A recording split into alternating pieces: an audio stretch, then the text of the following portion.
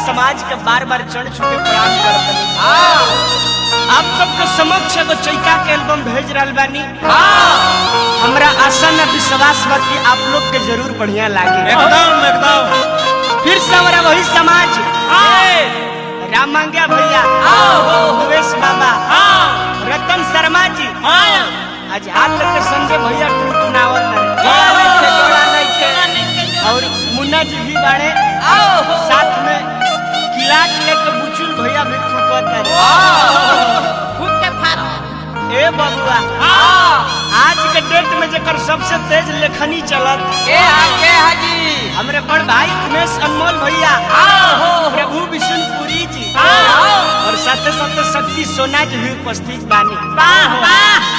और साथ में जकरा माध्यम से हमेशा हमारे प्रोजेक्ट याला बबुआ बड़ भाई शंकर भैया भी उपस्थित बानी। और साथे साथे हमारा अप्पू भैया भी रिकॉर्डिंग करत सहयोग करता हमारा रंजीत यादव चक्की से और संतोष बुनेल, निकेत बिहारी भाई सब लोग उपस्थित है। चलिए आई भैया आप लोग के समक्ष एगो हम सोहर भेज रहल बानी।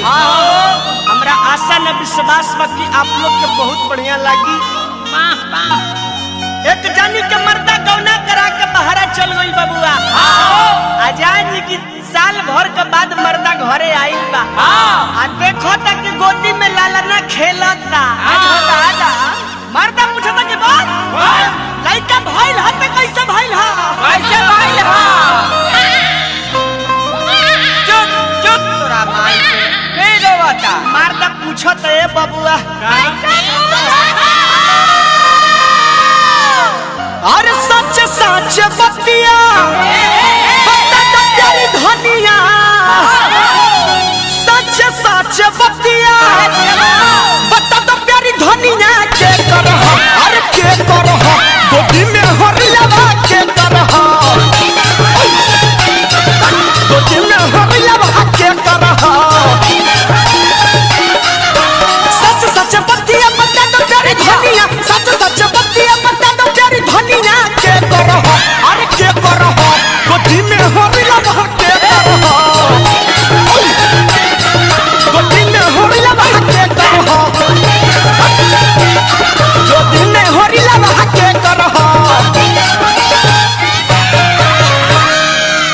औरतिया कहत के राजा जी एकर फेर में तू काहे बाड़ा? काहे न रही? के कटलस के बोलस के खाद से पटैले से कर फेर में तू काहे बाड़ा? तेलहन के बोझा त तहरे न दुआर पर खाइल बा। बढ़िया सिखावत ताड़ू। औरतिया कहत के ए बबुआ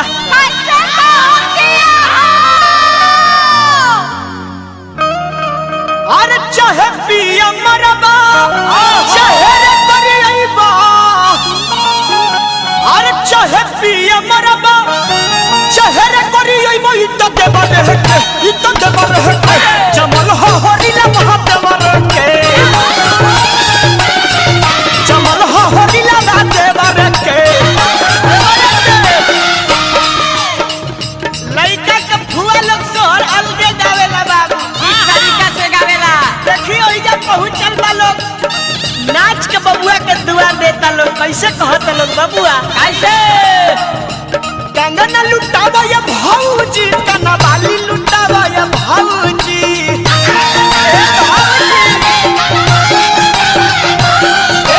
कंगना लुटावा या भौजी कना बाली लुटावा या भौजी। तारा घर में ललना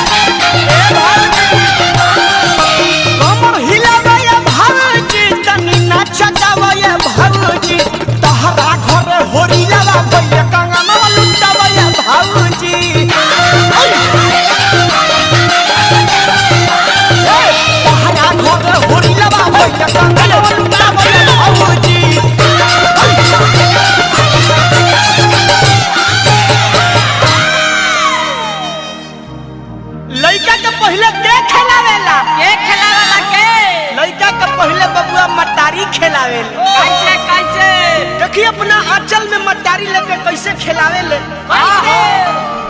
ले बाबूआ ले जो भरा बाबूआ और कवन मसे बाबा मर पिया हकइले तकवन मसे कवन कइले हो ए बाबू ये चीजवा के अलग तरीका से नट भाई लोग आके देखी नाचेला कैसे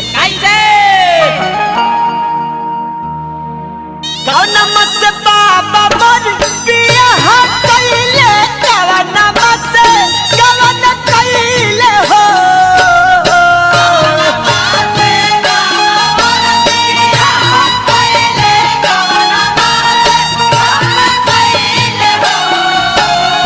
कवन मसे बाबा मर पिया हकइले कवन मसे कवन कइले हो ए लाला ना कवन मासे सुतनी से जरिया से दहिया मोरा भारी भइली हो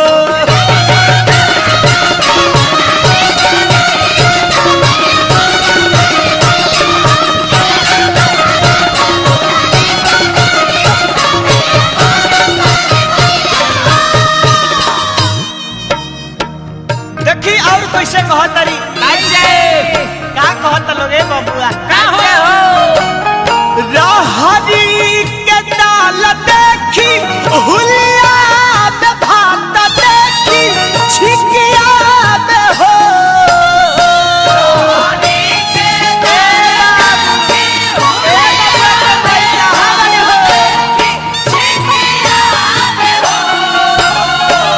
रहरी के दाल देखी हुलिया में भात देखी छिकिया में हो यह कितना का हमनी के देहात में लोग गा के नाचेला देखी कैसे कैसे? राही राही खापा रप मोहन चले खापा रचा वही तीनू हो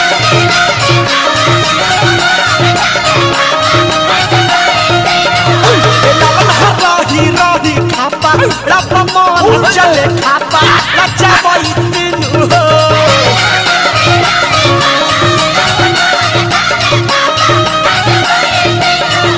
अतने ना कतने ओइ जे सखी लोग भी जुटल बा देखी कैसे गावता लोग हंसी हंसी कहल सखिया चाचा पकइल बा अखिया ए सखी हंसी हंसी कहल सखिया चाचा पकइल बा अखिया बताव साचे बतिया बताव साचे बतिया के पर कहइल हो करमतिया बताव साचे बतिया के कर कहइल हो करमतिया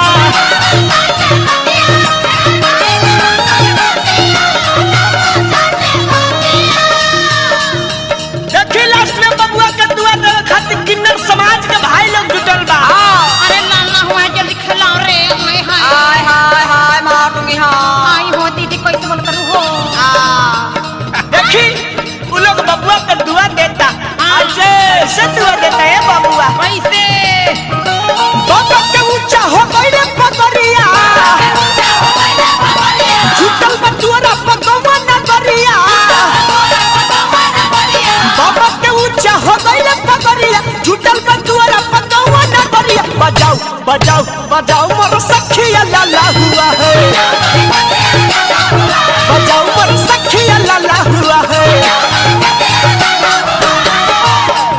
ए नैना दीदी हाँ। अरे है बाबू भइल बा एकरा बारे में कुछ कहबू हो हाय बाबू हमार जुग जुग जिया जुग जुग जिया सब बबुआ इन पर बड़का होखे नाम हो कुल खानदान आके पढ़े ऐसन करस काम हो